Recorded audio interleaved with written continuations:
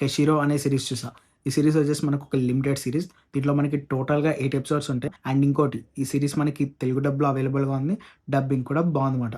ఇదేదో super hero Ram Kamla ఉంది అని అనుకున్నా. కానీ చాలా డిఫరెంట్‌గా ఉందన్నమాట.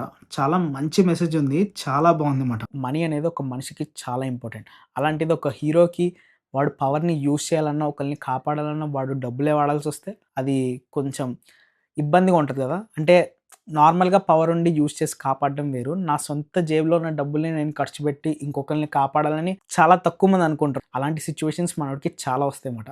ఆ సిట్యుయేషన్స్‌లో మన హీరో ఏం చేశాడు అన్నది మనకు చూపిస్తారు. అదైతే చాలా బాగుందన్నమాట. ఇది మనకి చాలా వరకు గూడా రెగ్యులర్ ఆడియన్స్‌కి బాగా కనెక్ట్ అవుతది.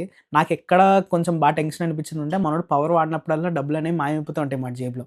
వాడు డబ్బులు మాయమైపోతుంటే నాకు టెన్షన్ వచ్చేస్తుందన్నమాట. అంటే వాడు సూపర్ పవర్‌ని మనకి స్లో మోషన్‌లో చూపించి కొరియన్ డ్రామా స్టైల్‌లో కొంచెం స్లోగా ఎళ్తారన్నమాట. ఒరేయ్! ఫాస్ట్‌గా చేయరా బాబు డబ్బులయిపోతున్నాయి అన్న ఫీలింగ్ మనకొస్తదన్నమాట. ఆ ఫీల్ బావుందన్నమాట. ప్లాట్ ఏంటంటే మన హీరో అండ్ హీరోయిన్ ఒక 9 ఇయర్స్‌కి లవ్ చేసుకుంటూ ఉంటారన్నమాట. సో, వీళ్ళేమనుకుంటారంటే ఈఎంఐలో అయినా డబ్బులు దాచుకొని డౌన్ పేమెంట్ కట్టి ఒక ఇల్లు కొనుక్కుందాం అని అనుకుంటారన్నమాట. కరెక్ట్‌గా అదే టైంకి మనోడికి సూపర్ పవర్ వస్తదన్నమాట.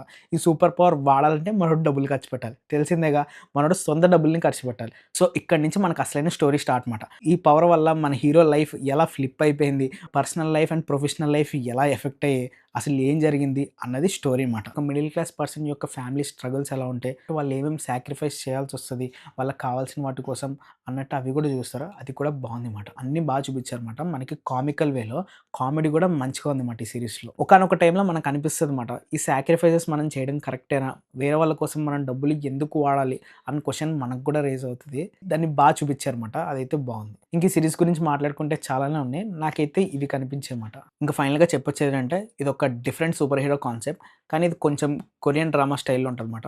మీకు గనుక కొరియన్ డ్రామాస్ ఇలాంటివి నచ్చితే గనక ఈ సీరీస్ మీకోసమే.